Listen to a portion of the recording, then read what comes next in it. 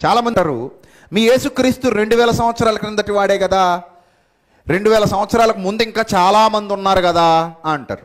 Rajahmundry Kovvur bridge ఉంది, గోదావరి మీద కట్టిన బ్రిడ్జ్. 1961లో దాన్ని ఓపెన్ చేశారు.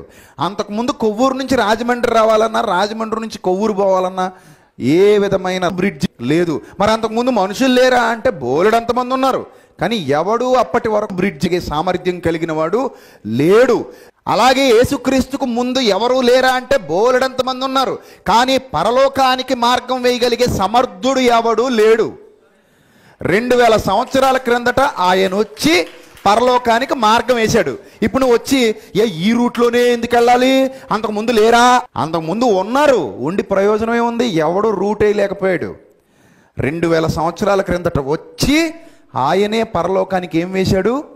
మార్గం వేశాడు. అందుకే నేనే మార్గాన్ని అన్నాడు. ఇప్పుడు అందరూ కొవ్వూరు ఓవర్ బ్రిడ్జ్ మీద చక్కగా తిరుగుతారు.